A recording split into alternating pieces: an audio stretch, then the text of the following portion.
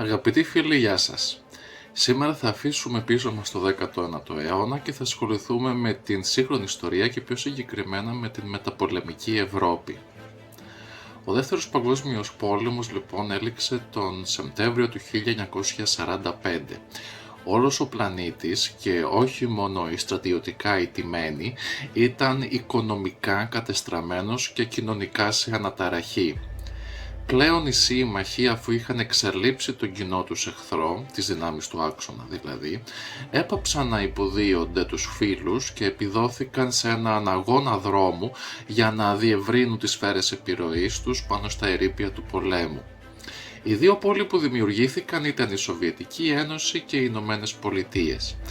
Μάλιστα δεν θα ήταν άτοπο να ισχυριστεί κανείς ότι στρατιωτικά ναι μεν ιτήθηκε η Γερμανία στον Δεύτερο Παγκόσμιο Πόλεμο, αλλά οικονομικά και πολιτισμικά ιτήθηκε ολόκληρη η Ευρώπη από τις Ηνωμένες Πολιτείες. Κοινό μέλημα όλων των ηγετών παγκοσμίως ήταν να δημιουργηθούν διεθνείς οργανισμοί έτσι ώστε όλος ο πλανήτης να μπορεί να συνεννοείται ή τουλάχιστον να έχει ένα κοινό σημείο αναφοράς. Πρόκειται για οργανισμούς όπου οι αρμόδιοι αξιωματούχοι θα μπορούσαν να συζητούν τα κοινά τους προβλήματα πριν αυτά γιγαντωθούν και πριν αυτά οδηγήσουν ξανά σε αδιέξοδα με μοναδική λύση την παγκόσμια σύραξη. Ουσιαστικά λοιπόν αυτοί οι διεθνείς οργανισμοί ήταν ο τόπος συνάντησης των ηγετών για να συζητούν όλοι μαζί πριν τα προβλήματα αυτά οδηγήσουν στον πόλεμο. Αυτό ήταν μια επιτυχία του ανθρώπινου πολιτισμού. Στο πλαίσιο των παραπάνω λοιπόν, μόλις 40 ημέρες μετά από τη λήξη του πολέμου ιδρύθηκαν η Διεθνής Οργάνωση Τροφίμων και Γεωργίας με πρώτη έδρα του Κεμπέκ, του Καναδά και αργότερα τη Ρώμη, καθώς και ο Οργανισμός Ηνωμένων Εθνών με έδρα τη Νέα Υόρκη. Ακολούθως, 2 μήνες μετά από τη λήξη του πολέμου, ιδρύθηκε η Εκπαιδευτική, Επιστημονική και Πολιτιστική Οργάνωση των Ηνωμένων Εθνών, γνωστή μεταρχικά ως UNESCO, με έδρα το Παρίσι, ενώ στα τέλη του 1945 ιδρύθηκε το Διεθνές Νομισματικό Ταμείο. Ωστόσο, οι Ευρωπαίοι και της Ανατολής και της Δύσης παρέμεναν αρκετά ευάλωτοι στις ορέξεις των ισχυρών και σίγουρα δεν ήθελαν να τους επιβληθεί ένα νέο δικτατορικό καθεστώς, αυτό του σοσιαλισμού, όταν μάλιστα είχαν κυριολεκτικά ματώσει για να γλιτώσουν από το καθεστώς του έθνικο-σοσιαλισμού. Παρόλα αυτά, οι τύχες ορισμένων λαών είχαν ήδη προκαθοριστεί από τη διάσκεψη της Τεχεράνης το 1943, όπου άμεσα ή έμεσα κυρίως οι Σλάβοι της Ανατολικής Ευρώπης και των Βαλκανίων θα υπάγονταν στην Σοβιετική ζώνη επιρροής. Ενώ λοιπόν οι λαοί προσπαθούσαν να ορθοποδήσουν, οι δύο παγκόσμιοι πόλοι, οι Ηνωμένες Πολιτείες και η Σοβιετική Ένωση, ετοιμάζονταν πυρετωδώς για ένα νέο γύρο παγκόσμιου ανταγωνισμού. Αυτό είναι γενικώς κατανοητό, αν και φυσικά όχι αποδεκτό. Αυτό που δεν είναι ούτε κατανοητό ούτε αποδεκτό είναι η εγχώρια πόλωση, όπου επικράτησε η νοοτροπία του «όποιος δεν συμφωνεί μαζί μας είναι προδότης, οπότε και πρέπει να σφαγιαστεί».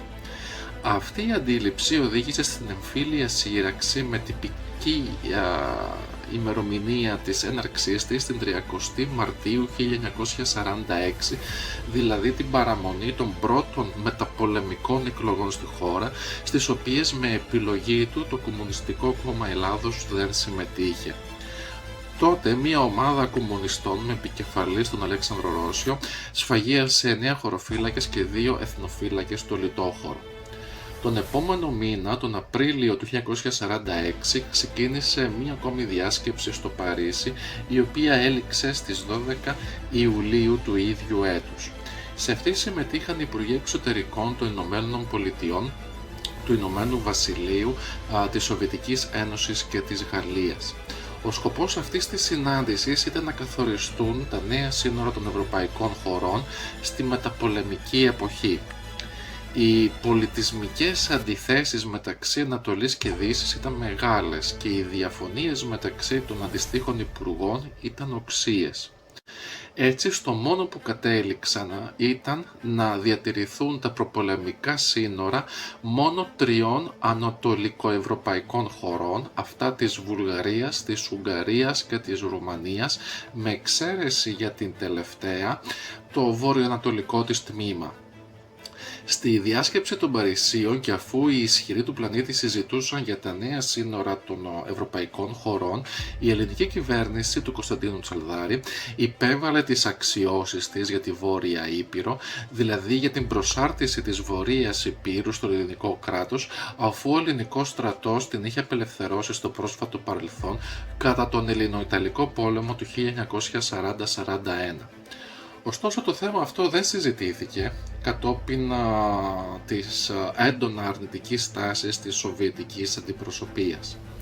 Σχετικά με τις ελληνικές υποθέσεις, στις 27 Ιουνίου και στο πλαίσιο των παραπάνω συζητήσεων, οι 4 μεγάλοι σύμμαχοι αναγνώρισαν το αναμφισβήτητο δικαίωμα της Ένωσης των Δωδεκανήσων με το ελληνικό κράτος. Τότε η τουρκική κυβέρνηση ζήτησε από τις Ηνωμένες Πολιτείες όπως η Ελλάδα επιστρέψει στην Τουρκία 2 με 3 νησιά της Δωδεκανήσου. Το τουρκικό αυτό αίτημα στηριζόταν στο επιχείρημα ότι όπως οι Ιταλοί είχαν αποσπάσει παράνομα εδάφη από την Ελλάδα, τα οποία και επιστράφηκαν στην Ελλάδα, έτσι και η Δωδεκάνησος που είχε αποσπαστεί παράνομα από την Οθωμανική Αυτοκρατορία θα έπρεπε ορισμένα νησιά της πλησίων των τουρκικών ακτών να αποδοθούν και πάλι στην Τουρκία. Το τουρκικό αίτημα για την απόκτηση ορισμένων ελληνικών νησιών του Αιγαίου είναι πάγιο σήμερα, είτε διατυπωνόταν άμεσα στο παρελθόν είτε έμεσα στη σύγχρονη εποχή. Η τουρκική κυβέρνηση ακολούθησε τις συμβουλές των Αγγλοαμερικανών ως τον τρόπο διεκδίκησης των αξιώσεών της. Για την αποφυγή παρεξηγήσεων μεταξύ της Αθήνας και της Άγκυρας, οι Αμερικανοί είχαν συστήσει στην τουρκική κυβέρνηση να διαμεσολαβήσει η ίδια η Ουάσιγκτον για τα ζητήματά τους. Γι' αυτόν τον λόγο λοιπόν η τουρκική κυβέρνηση απευθύνθηκε στο State Department και εκείνο με τη σειρά του ενημέρωσε σχετικό στην Αθήνα για την τουρκική αξίωση περί της Δωδεκανήσου. Παρομοίως η Βρετανική κυβέρνηση είχε απαιτήσει από την αντίστοιχη τουρκική να μην αναφέρει ονομαστικά κανένα προς διεκδίκηση νησί του Αιγαίου, δηλαδή το Καστελόριζο και τη Σίμη, το οποίο ουσιαστικά η Τουρκία διεκδικούσε, διότι εάν η Τουρκία έπρατε κάτι τέτοιο θα έδινε το δικαίωμα στους Σοβιετικούς να ζητήσουν αναθεώρηση του καθεστώτος των στενών. Οι προπαρασκευαστικές αυτές συζητήσεις των 4 ισχυρών συμμάχων έληξαν στις 12 Ιουλίου του 1946. Στα τέλη του ίδιου μήνα και πάλι στο Παρίσι ξεκίνησαν οι συζητήσεις όλων των αντιπροσώπων των νικητριών χωρών που ανέρχονταν στις 21. Εκεί η Ελλάδα υπέβαλε και πάλι τις αξιώσεις της για τη Βόρεια Ήπειρο. Πρώτη, η Αμερικανική Γερουσία ήταν αυτή που ενέκρινε πανψηφί το ελληνικό αίτημα περί παραχώρησης της Βορείου Υπήρου και της Δωδεκανήσου στο ελληνικό κράτος.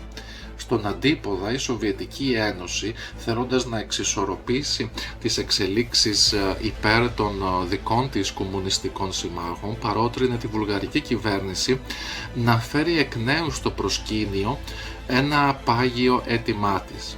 Πράγματι, τον Αύγουστο του 1946 ο Υπουργός Εξωτερικών της Βουλγαρίας ζήτησε να εξασφαλιστεί στη χώρα του το δικαίωμα της άμεσης πρόσβασης στο Αιγαίο. Αυτό σήμαινε πως έπρεπε η Δυτική Θράκη να προσαρτηθεί στη Βουλγαρία. Το βουλγαρικό αυτό αίτημα υποστήριξε ο δορυφόρος του Κρεμλίνου, ο τυπικά υπουργός εξωτερικών της Ουκρανίας Μανουηλίσκι, ο οποίος δήλωσε μεταξύ άλλων ότι αν η Βουλγαρία δεν αποκτήσει πρόσβαση στο Αιγαίο, τότε υποτίθεται θα κινδύνευε η αρμονική συνύπαρξη των βαλκανικών λαών με κύριους υπαίτιους τις ξένες δυνάμεις, υπονοώντας τους δυτικούς συμμάχους. Μάλιστα, ο Υπουργός Εξωτερικών της Ουκρανίας υπήρξε ακόμη πιο προκλητικός, αποκαλώντας τη Βουλγαρία παράκτιο κράτος του Αιγαίου. Όπως όμως ήταν αναμενόμενο, η παραπάνω βουλγαρική αξίωση δεν έγινε δεκτή και απορρίφθηκε από τη συνδιάσκεψη. Το καλοκαίρι του 1946, όπως είπαμε παραπάνω, πραγματοποιήθηκε η συνδιάσκεψη των Παρισίων, δηλαδή η συζήτηση των 21 αντιπροσώπων. Στις αρχές του επόμενου έτους, τον Φεβρουάριο του 1947, υπογράφηκε η Συνθήκη των Παρισίων που είχε ως βάση τις αποφάσεις που λήφθηκαν στην προηγούμενη συνάντηση των 21. Τότε αποφασίστηκε μεταξύ άλλων η αποκατάσταση της Αλβανίας ως ανεξάρτητο κράτος, η προσάρτηση της Δωδεκανήσου από την Ιταλία στο ελληνικό κράτος και η παραίτηση της Βουλγαρίας υπέρ της Ελλάδος από κάθε αξίωσή της επί της Ανατολικής Μακεδονίας και της Δυτικής Θράκης, αλλά έμεινε προς επίλυση το ζήτημα της Κύπρου και της Βόρειας Ηπείρου. Τον χειμώνα του 1946-47 η Ουάσιγκτον εκπώνησε ένα σχέδιο γενναίας οικονομικής ενίσχυσης των ευρωπαϊκών κρατών. Μέχρι το τέλος του Δευτέρου Παγκοσμίου Πολέμου, ένα μεγάλο μέρος της Ευρώπης είχε καταστραφεί. Οι παρατεταμένοι αεροπορικοί βομβαρδισμοί κατά τη διάρκεια του πολέμου είχαν προκαλέσει σοβαρές ζημιές στις περισσότερες μεγάλες πόλεις και οι βιομηχανικές εγκαταστάσεις είχαν πληγεί ιδιαίτερα σκληρά. Οι εμπορικές ροές της περιοχής είχαν διαταραχθεί πλήρως. Εκατομμύρια πρόσφυγες βρίσκονταν σε στρατόπεδα προσφύγων ζώντας με βοήθεια από τις Ηνωμένες Πολιτείες. Οι ελλείψεις τροφίμων ήταν σοβαρές, ειδικά τον σκληρό χειμώνα του 1946-47. Από τον Ιούλιο του 1945 έως τον Ιούνιο του 1946, οι Ηνωμένες Πολιτείες έστειλαν 16,5 εκατομμύρια τόνους τροφίμων, κυρίως ιταριού, στην Ευρώπη και την Ιαπωνία. Αυτό αντιπροσώπευε το 1/6 της αμερικανικής προσφοράς τροφίμων και παρήχε 35 τρισεκατομμύρια θερμίδες, αρκετές για να παρέχουν 400 θερμίδες την ημέρα για ένα χρόνο σε 300 εκατομμύρια ανθρώπους. Ιδιαίτερα μεγάλες ζημιές υπέστησαν οι υποδομές των μεταφορών, καθώς οι σιδηρόδρομοι, οι γέφυρες και οι αποβάθρες είχαν γίνει στόχος αεροπορικών επιδρομών, ενώ πολλά εμπορικά πλοία είχαν βυθιστεί.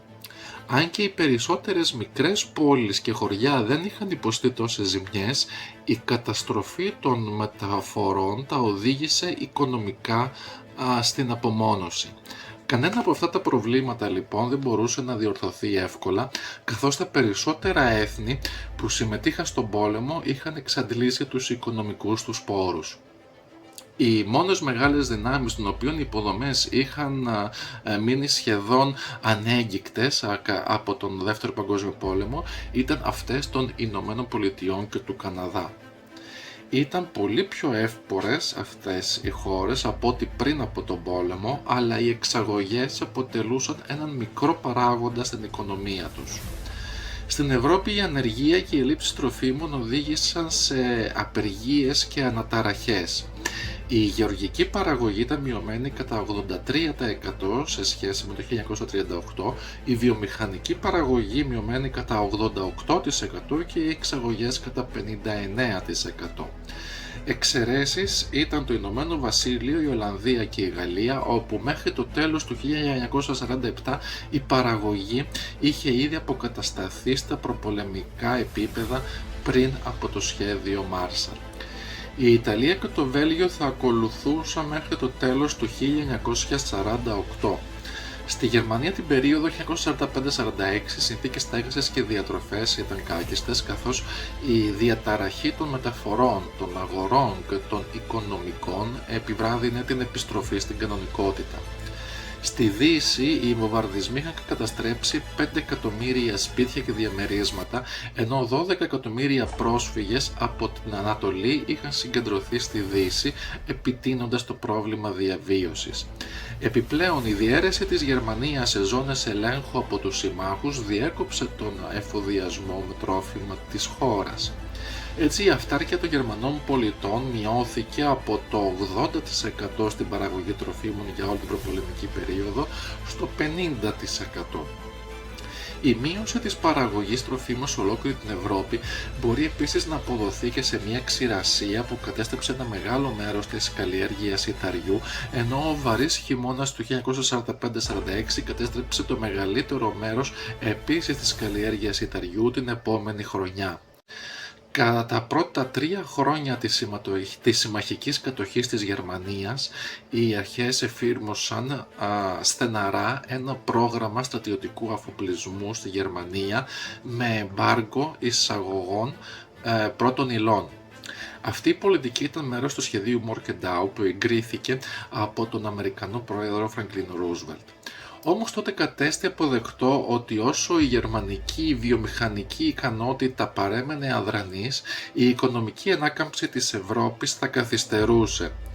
Έτσι η Ουάσιγκτον συνειδητοποίησε ότι η οικονομική ανάκαμψη στην Ευρώπη δεν θα μπορούσε να προχωρήσει χωρίς την ανασυγκρότηση της γερμανικής βιομηχανικής βάσης.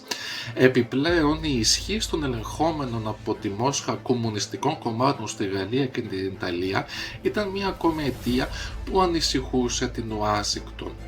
Οι Ηνωμένες Πολιτείες λοιπόν έπρεπε να υιοθετήσουν μια σαφή θέση στην παγκόσμια σκηνή, ιδάλλως θα έχαναν την αξιοπιστία τους.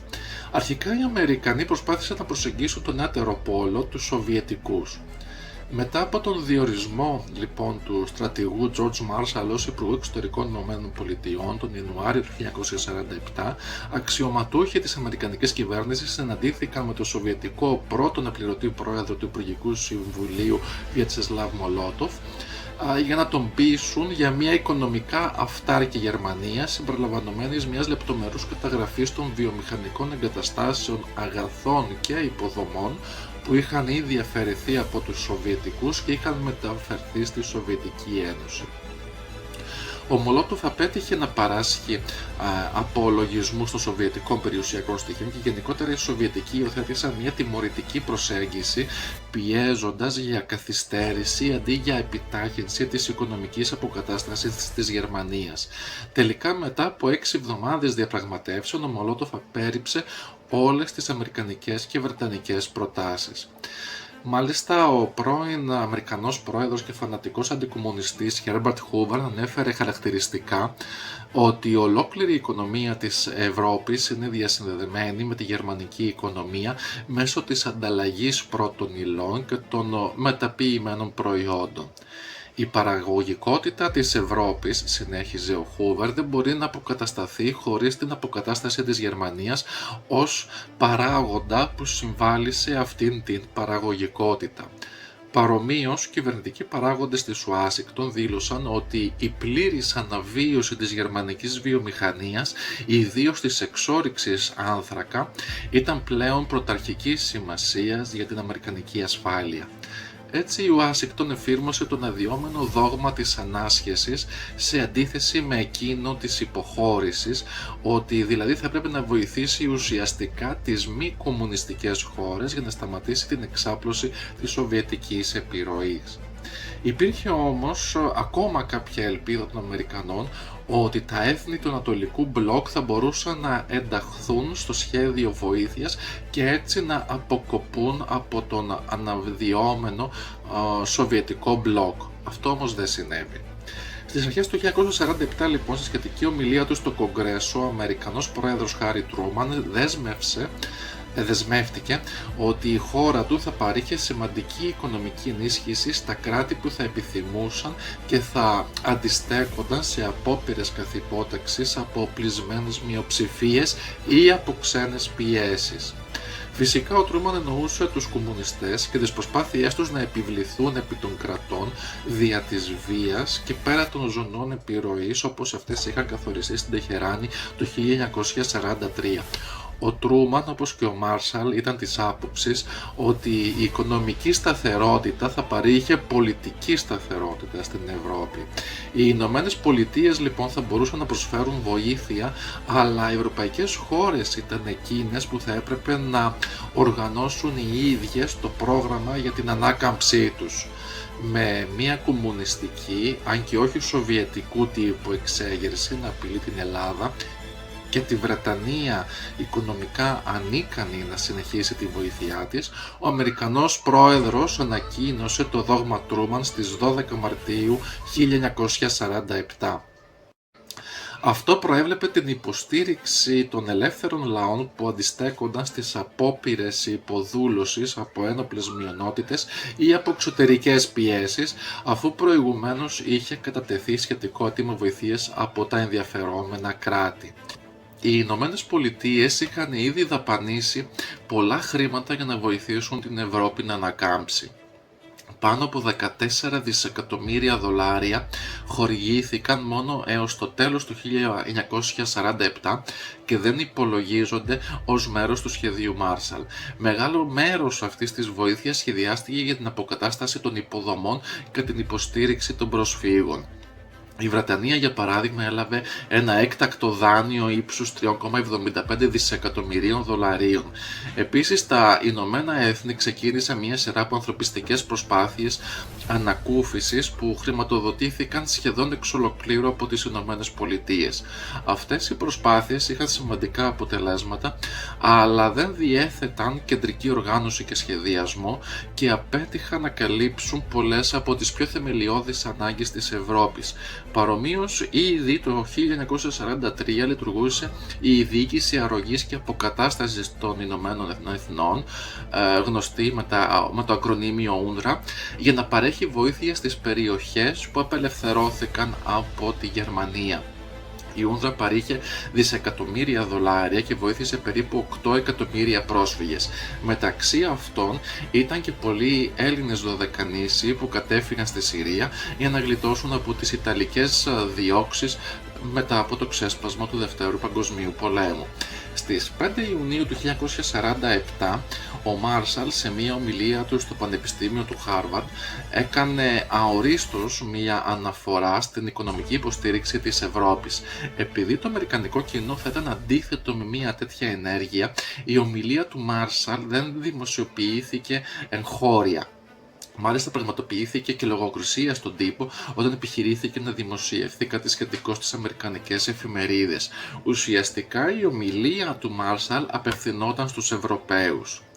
Στο κοινό του Χάρβαρντ που άκουσε την ομιλία του Μάρσαλ βρισκόταν και ο μεταπτυχιακός φοιτητής διεθνούς δικαίου και διπλωματίας Μάλκομ Κρόφορντ, ο οποίος μόλις είχε συγγράψει τη μεταπτυχή του διατριβή με τίτλο «Ένα σχέδιο για τη χρηματοδότηση των μεταπολεμικών επιχειρήσεων και βιομηχανιών στο Ηνωμένο Βασίλειο και τη Γαλλική Δημοκρατία». Η διατριβή του Κρόφορντ διαβάστηκε από τον μελλοντικό δικαστή του Ανώτατου Δικαστηρίου Άμπε Φόρτας και παρουσιάστηκε στον πρόεδρο Τρούμαν ως η λύση για την πρόταση του Μάρσαλ. Ήταν η διατριβή του Κρόφορντ που παρήχε το κλειδί για την προώθηση του σχεδίου Μάρσαλ στο Κογκρέσο, διατυπώνοντας την ιδέα των στρατηγικών συνεργασιών. Σύμφωνα με αυτό λοιπόν, αντί η αμερικανική κυβέρνηση να χορηγεί χρήματα απευθείας στην Ευρώπη, οι αμερικανικές επιχειρήσεις θα παρήχαν τεχνολογία, τεχνογνωσία και υλικά στην Ευρώπη ως στρατηγικό εταίρο και σε αντάλλαγμα η ομοσπονδιακή κυβέρνηση των ΗΠΑ θα αγόραζε μετοχές στις αμερικανικές επιχειρήσεις για να τις αποζημιώσει. Με αυτόν τον τρόπο, η Ευρώπη θα λάμβανε τη βοήθεια που χρειαζόταν, οι αμερικανικές επιχειρήσεις θα λάμβαναν κεφαλαιουχικές επενδύσεις και η ομοσπονδιακή κυβέρνηση θα είχε κέρδος όταν οι μετοχές θα πουλούνταν. Το αμερικανικό αυτό σχέδιο οικονομικής ενίσχυσης υπό την ονομασία Ευρωπαϊκό Πρόγραμμα Ανάπτυξης κατέστη περισσότερο γνωστό ως σχέδιο Marshall από τον τότε Αμερικανό Υπουργό Εξωτερικών George Marshall. Στις 12 Ιουλίου του 1947 οι αντιπρόσωποι 16 ευρωπαϊκών χωρών, μεταξύ αυτών ήταν η Ελλάδα και η Τουρκία, συναντήθηκαν εκ νέου στο Παρίσι για να συζητήσουν την αμερικανική πρόταση για το σχέδιο Marshall. Οι συζητήσεις το 16 κράτησαν όλο το καλοκαίρι του 1947. Τελικά οι Ευρωπαίοι αποφάσισαν την ίδρυση της Ευρωπαϊκής Επιτροπής Οικονομικής Συνεργασίας για τη διευθέτηση των Αμερικανικών πόρων και συνέταξαν ένα σχέδιο ανοικοδόμησης το οποίο έστειλαν στην Ουάσιγκτον. Στο έγγραφο αυτό οι Ευρωπαίοι ζήτησαν βοήθεια ύψους 22 δισεκατομμυρίων δολαρίων, αλλά ο Τρούμαν μείωσε το ποσό αυτό σε 17 δισεκατομμύρια δολάρια. Ακολούθως, τον Δεκέμβριο, οι Ηνωμένες Πολιτείες συμφώνησαν να δώσουν επιπλέον $40 εκατομμύρια στη Γαλλία, την Αυστρία, την Κίνα και την Ιταλία, που δεν περιλαμβάνονταν στο σχέδιο Marshall. Στην αντίπερα όχθη, η Σοβιετική Ένωση συγκάλεσε συνάντηση 9 ευρωπαϊκών κομμουνιστικών κομμάτων, συνάντηση η οποία έλαβε χώρα στην νοτιοδυτική Πολωνία. Εκεί διαβάστηκε μία έκθεση του Κομμουνιστικού Κόμματος της Σοβιετικής Ένωσης, δίνοντας έναν έντονα αντιδυτικό τόνο. Σε αυτή την έκθεση αναφερόταν μεταξύ άλλων ότι η διεθνής πολιτική κυριαρχείται από την άρχουσα κλίκα των Αμερικανών ιμπεριαλιστών, οι οποίοι έχουν ξεκινήσει την υποδούλωση των αποδυναμωμένων καπιταλιστικών χωρών της Ευρώπης. Τα κομμουνιστικά κόμματα έπρεπε να αγωνιστούν ενάντια στην παρουσία των ΗΠΑ στην Ευρώπη με κάθε απαραίτητο μέσο, συμπεριλαμβανομένου του σαμποτάζ, συνέχιζε η έκθεση. Το σχέδιο Marshall περιγράφηκε ως το αμερικανικό σχέδιο για την υποδούλωση της Ευρώπης. Περιέγραφε τον κόσμο να διασπάται ουσιαστικά σε δύο στρατόπεδα, το ιμπεριαλιστικό και αντιδημοκρατικό στρατόπεδο από τη μία πλευρά και το αντιιμπεριαλιστικό και δημοκρατικό στρατόπεδο από την άλλη. Μάλιστα, ο πρόεδρος αυτής της συνάντησης των κομμουνιστών, Αντρέι Ντάνοφ, ο οποίος βρισκόταν σε συνεχή επαφή μέσω σειρμάτων με το Κρεμλίνο, από το οποίο λάμβανε οδηγίες, επέκρινε ακόμα και τα κομμουνιστικά κόμματα της Γαλλίας και της Ιταλίας για συνεργασία με τις εσωτερικές ατζέντες αυτών των χωρών.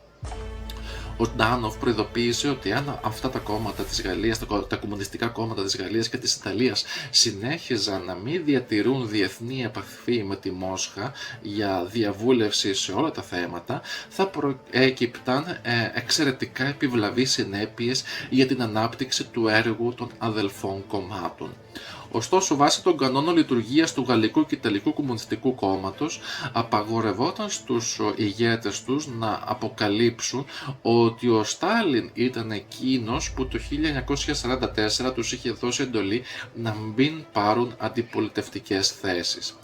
Το Γαλλικό Κομμουνιστικό Κόμμα, όπως και άλλα, επρόκειτο στη συνέχεια να ανακατευθυνθεί στην αποστολή του, στην καταστροφή της ιμπεριαλιστικής οικονομίας, και ότι το Σοβιετικό Κομμουνιστικό Γραφείο Πληροφοριών, γνωστό ως Cominform, θα αναλάμβανε τον έλεγχο των δραστηριοτήτων του Γαλλικού Κομμουνιστικού Κόμματος για την καταπολέμηση του σχεδίου Marshall.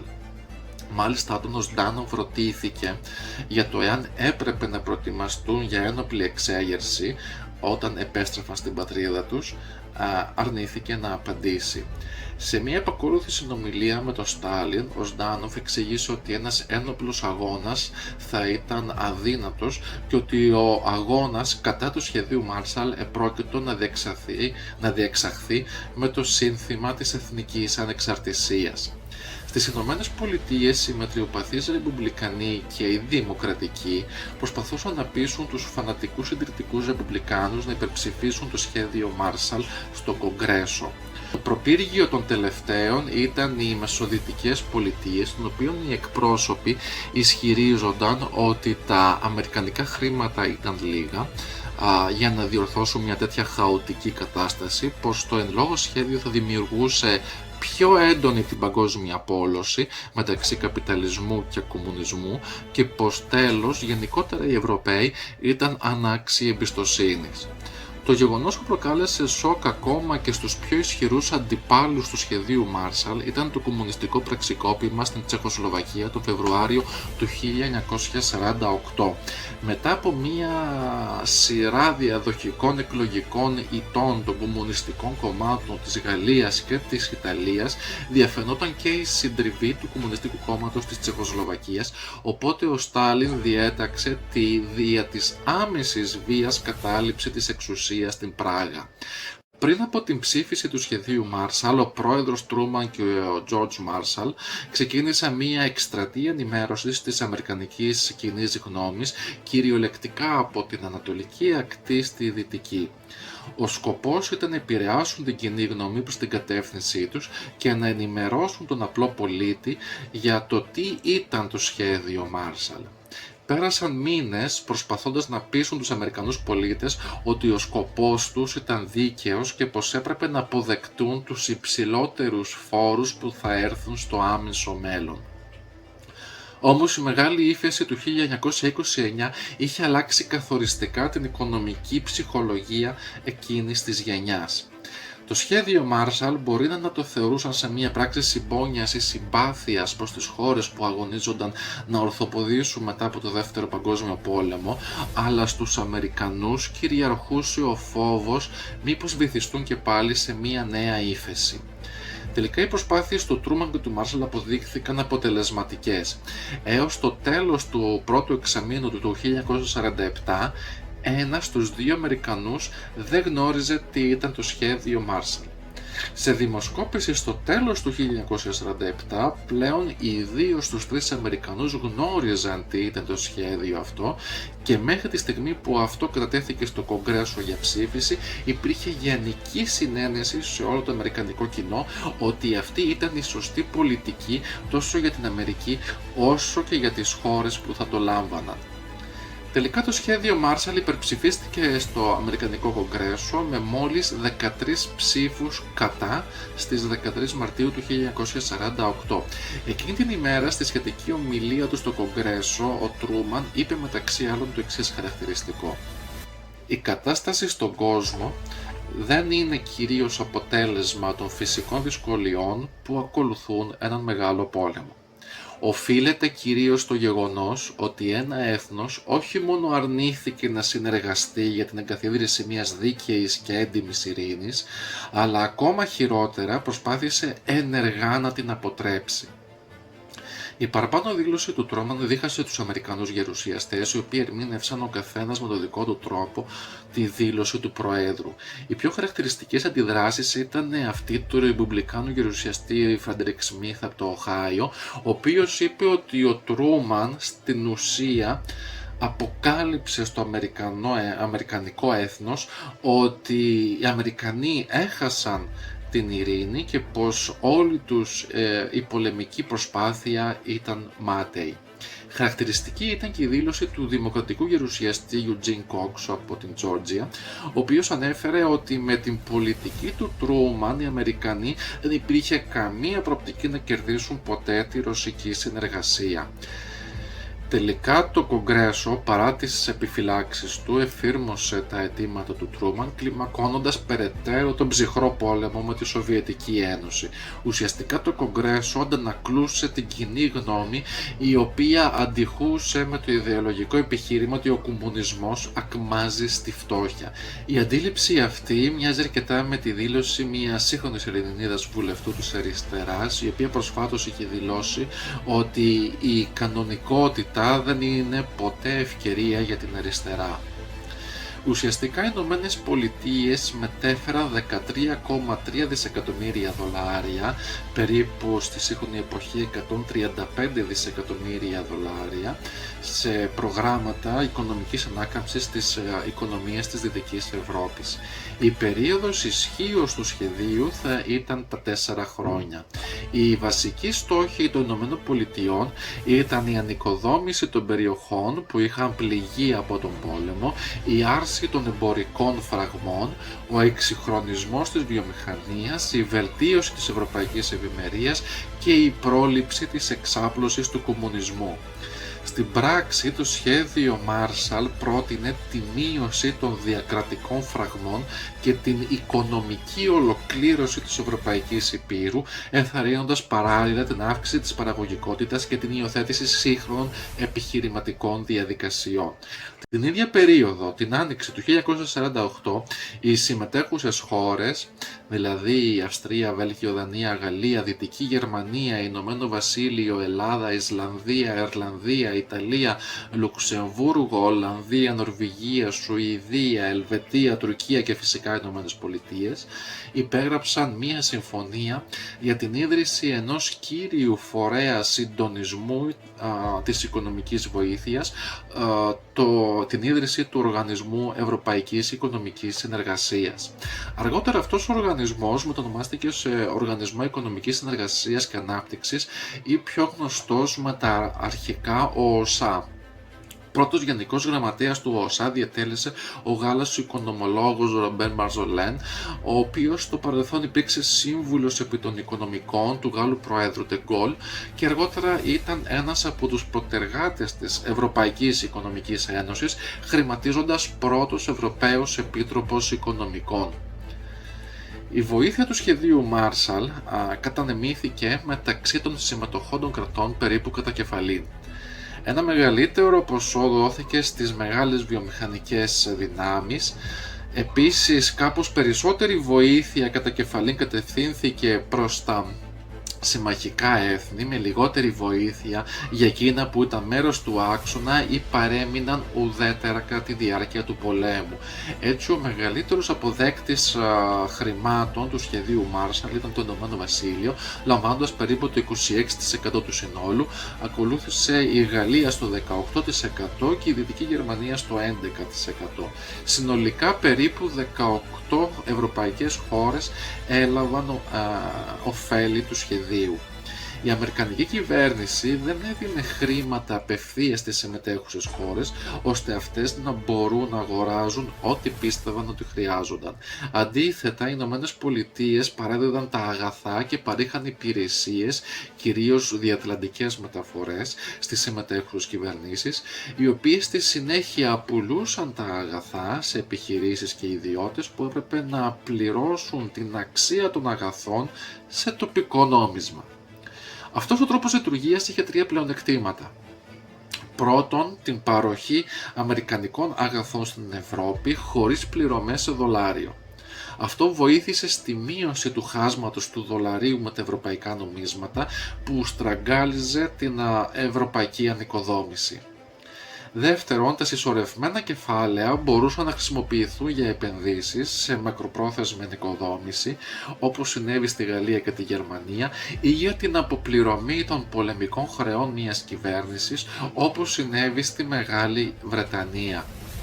Και τρίτον, οι πληρωμές των αγαθών σε τοπικά νομίσματα βοήθησαν στον περιορισμό του πληθωρισμού, αφαιρώντας προσωρινά αυτά τα κεφάλαια από την κυκλοφορία, όσο οι παραπάνω πληρωμές γίνονταν στους ειδικούς λογαριασμούς.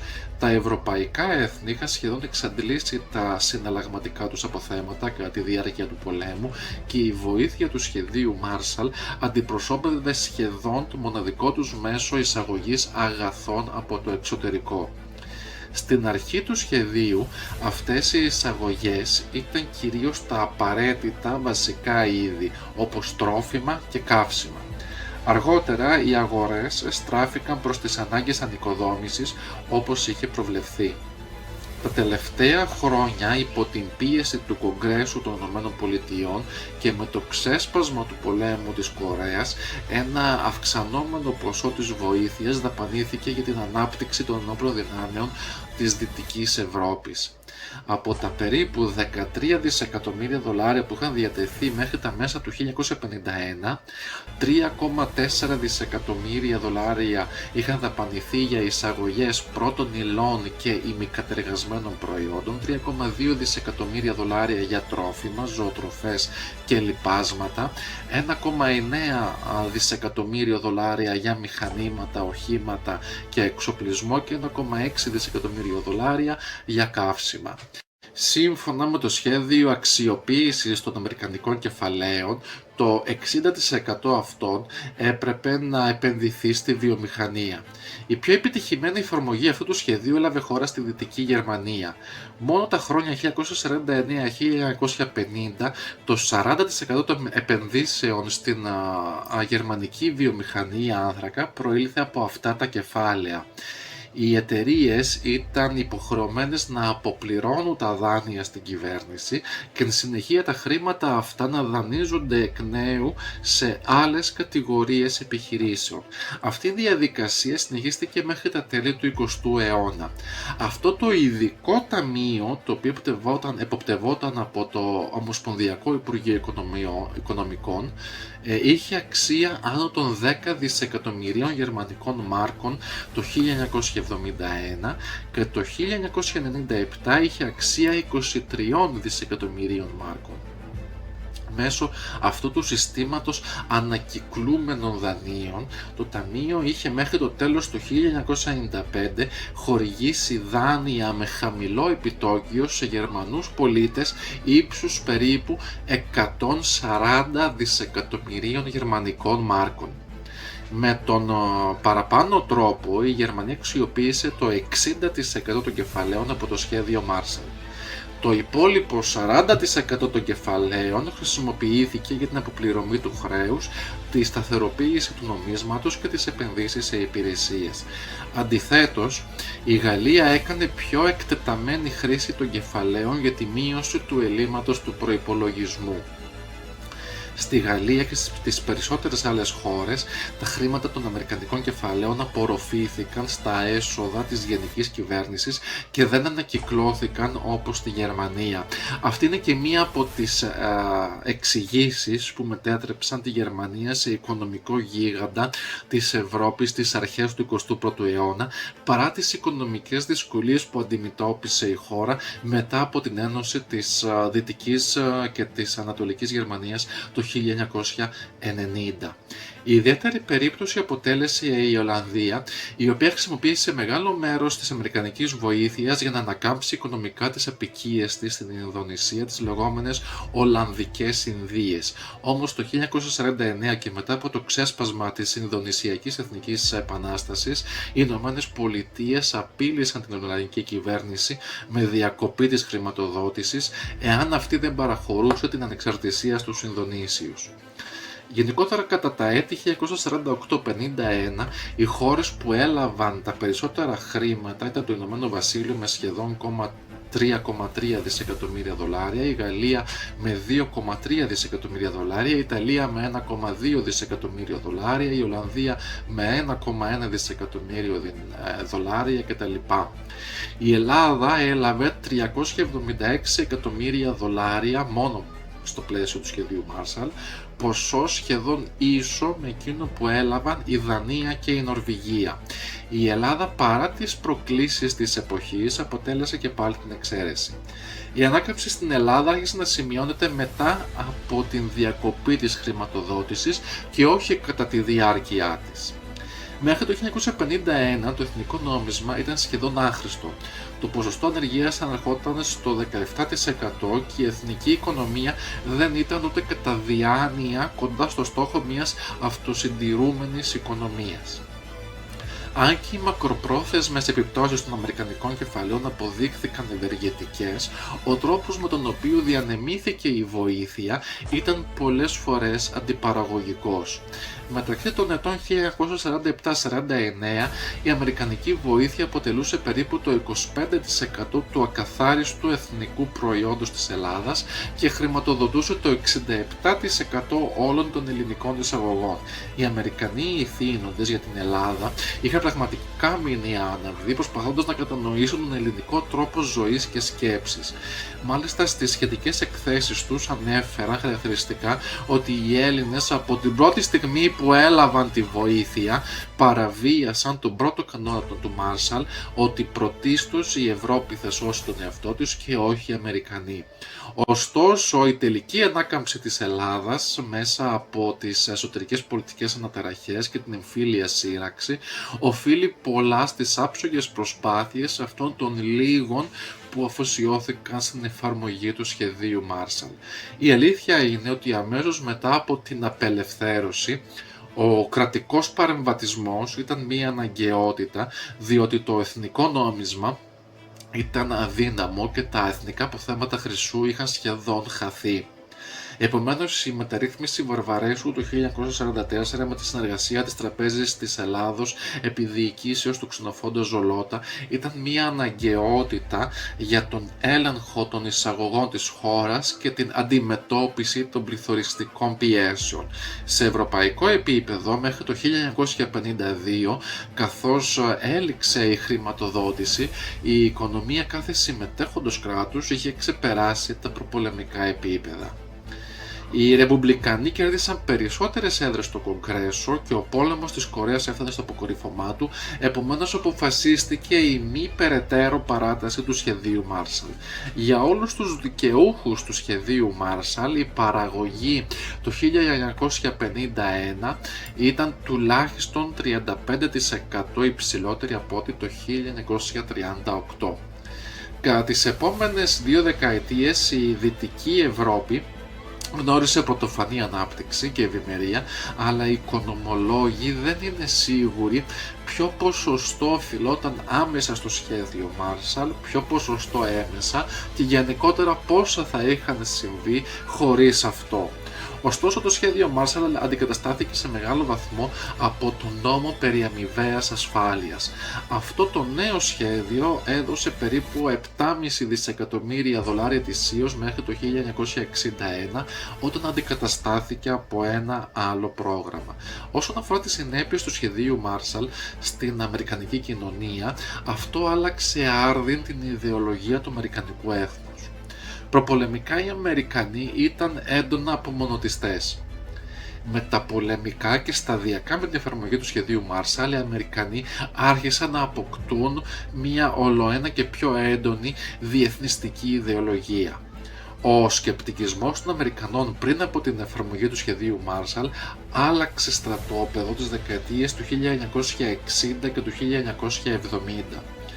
Τότε οι ιστορικοί της αναθεωρητικής σχολής, επηρεασμένοι από τις συνέπειες του ψυχρού πολέμου, υποστήριξαν ότι το σχέδιο ήταν ο αμερικανικός οικονομικός ιμπεριαλισμός και πως επρόκειτο για μια προσπάθεια να αποκτηθεί ο έλεγχος της Δυτικής Ευρώπης, όπως ακριβώς οι Σοβιετικοί έλεγχαν οικονομικά την Ανατολική Ευρώπη μέσω του Συμβουλίου Αμοιβαίας Οικονομικής Βοήθειας, περισσότερο γνωστό με το ακρονίμιο Comecon.